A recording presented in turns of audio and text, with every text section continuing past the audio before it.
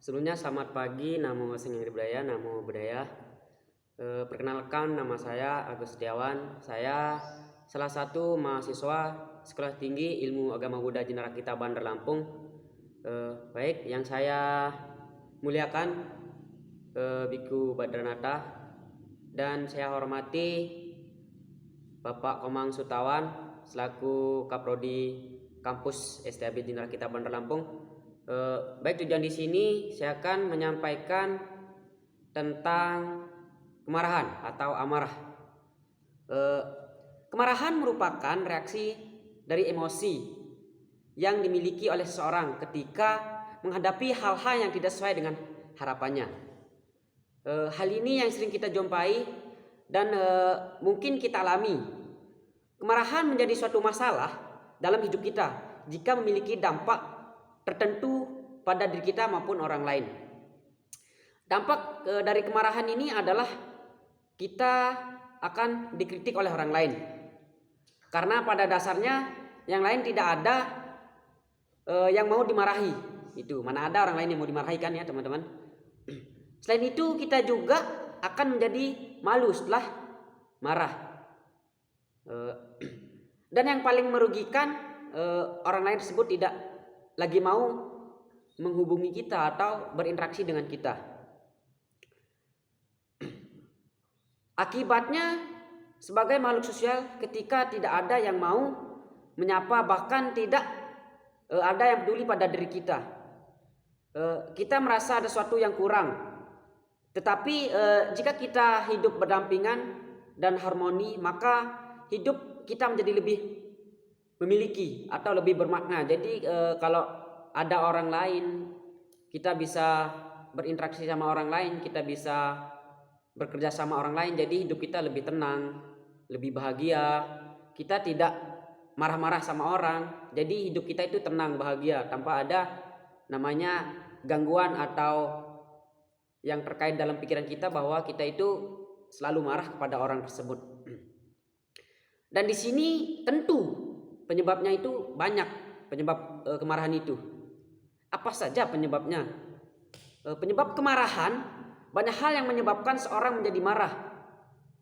Hal itu dikarenakan kemarahan merupakan reaksi atau respon dari emosi yang tidak menyenangkan.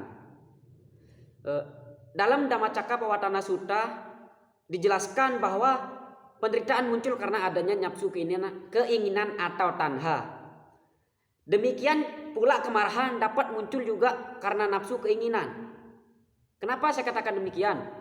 Misalkan kita mau pengen memiliki barang yang belum kita bisa capai atau yang belum kita bisa dapatkan, kita marah. Kenapa saya tidak bisa mendapatkan barang tersebut, atau yang saya pengen tidak bisa saya dapatkan gitu.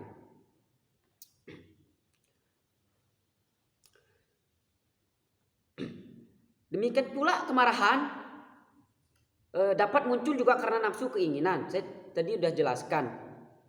Karena adanya nafsu, keinginan, seseorang menjadi melekat pada kekuatan. Kekuatan ini menyebabkan sulit menerima hal-hal yang tidak menyenangkan, seperti tidak mungkin dapat memicu seseorang menjadi masalah. Misalnya ketika seseorang pergi hendak makaya kunjungi tiba, dan orang tersebut melihat tamu di restoran dekat dia duduk yang pesannya belakang lagi juga tidak keluar, dan kita datang begini, kita sambil contohnya, kemarahan itu dapat timbul secepat mungkin ya teman-teman. Jadi di sini saya mengambil contoh, misalnya kita mau pergi atau mau istilahnya bahasa gaulnya sekarang itu ngedate lah, atau pergi makan-makan gitu. Misalnya kita mau pergi ke rumah teman lah istilahnya. Kita diundang sama teman, terus pasti kan kalau ke rumah teman kan pasti ada cemilan atau makan-makan gitu. Dan mungkin saja kemarahan timbul dari situ. Karena kenapa saya katakan demikian? Begini teman-teman. Kemarahan itu misalnya gini, misalkan kita datang duluan, terus ada yang belakangan, teman kita belakangan, dan teman kita mendapatkan makanan duluan atau mendapatkan cemilan duluan atau dikasih sama teman kita atau ruang tamu gitu, atau orang tamu yang yang punya rumah gitu, yang punya rumah mengasih makanan kepada orang yang belakangan datang daripada saya gitu. Dan mungkin karena saya kesal atau saya tidak mendapatkan makanan duluan, jadi saya kesal gitu, bahwa marah itu juga datang dari situ gitu.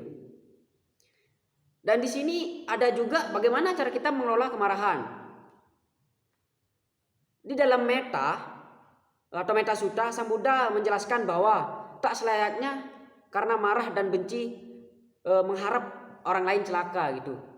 Jadi jangan begitu ya teman-teman, karena kita benci sama orang tersebut, terus kita benci sama teman kita, terus kita harapkan semoga dia itu sakit, ntar pulang jatuh di jalan dan tidak ada yang menolongnya gitu. Jadi kita tidak boleh gitu ya teman-teman.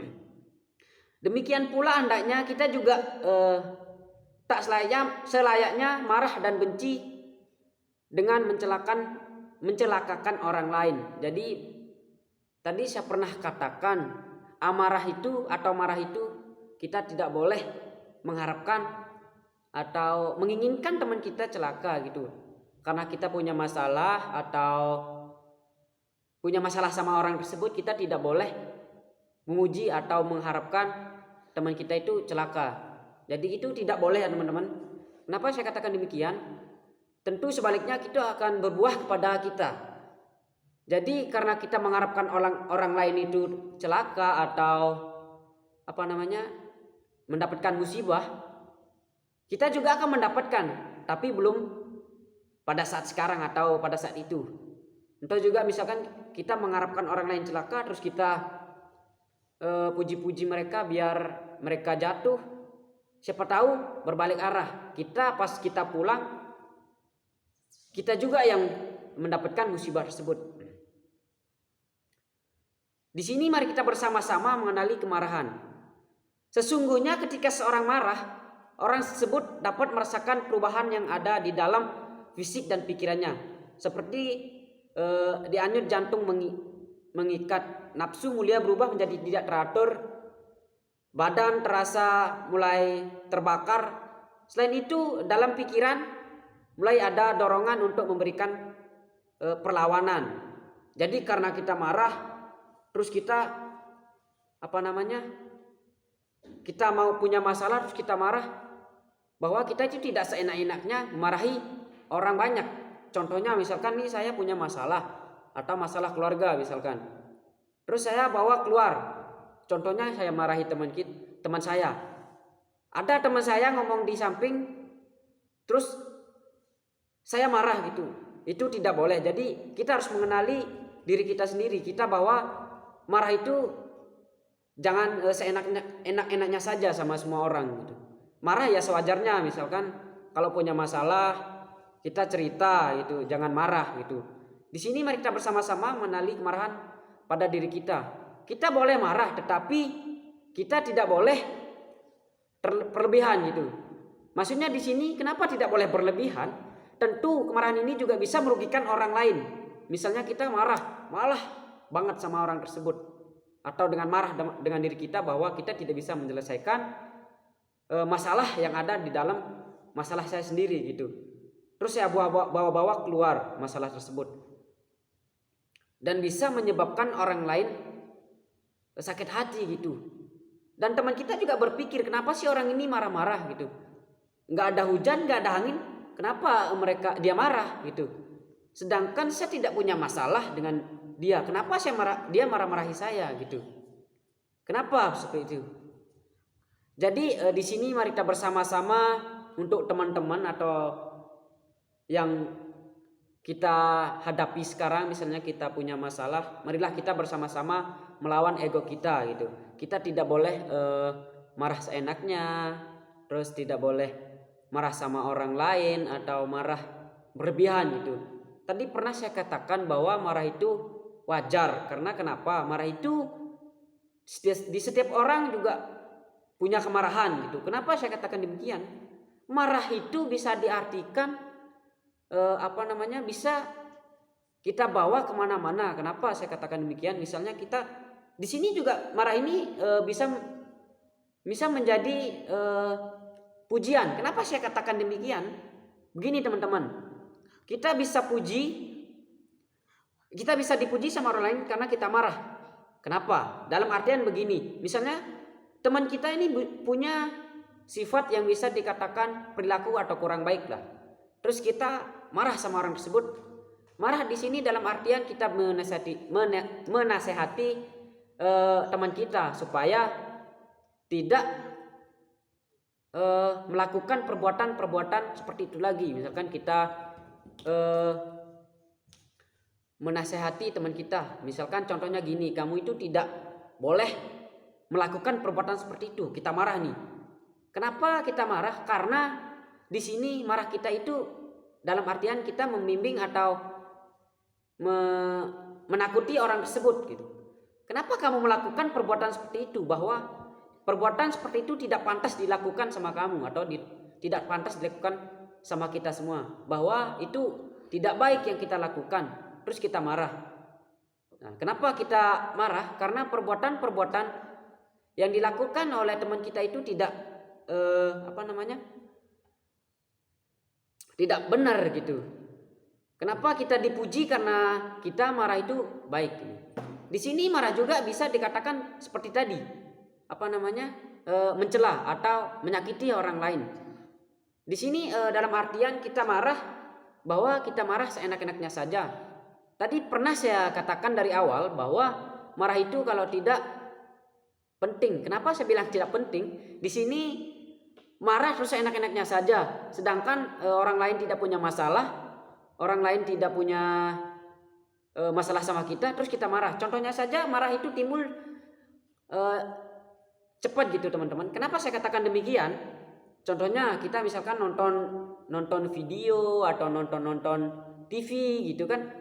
Banyak zaman sekarang kalau ibu-ibu atau bapak-bapak di kampung, kalau bapak-bapak mungkin jarang nonton TV ya. Misalkan nih ibu-ibu, contoh kecilnya saja nonton sinetron. Misalkan di sinetron itu kan banyak orang-orang yang berperan menjadi orang jahat, menjadi orang baik, orang setengah baik, atau bisa dikatakan orang baik ada orang jahat gitu, setengah baik setengah jahat. Di situ juga muncul marahan. Apa sih ini orang ini nggak punya masalah? Dia marah-marah mulu gitu. Sedangkan kita juga marah gitu kan, kita yang nonton marah gitu.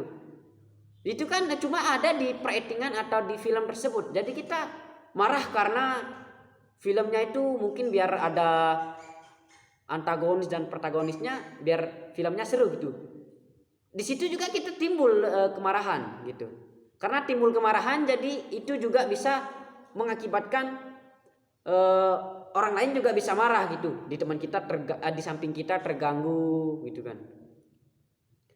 Jadi untuk teman-teman, marilah kita bersama-sama mengembangkan perasaan kasihan kita. Kita tidak boleh memarahi orang lain, tidak boleh mengembangkan ego kita sendiri, tidak boleh mementingkan ego kita sendiri. Jadi marilah kita bersama-sama kembangkan pikiran-pikiran kita yang positif gitu. Marilah teman-teman, mungkin itu saja yang bisa saya sampaikan. Namo Sang Hyang Adibudaya, Namo Buddhaya.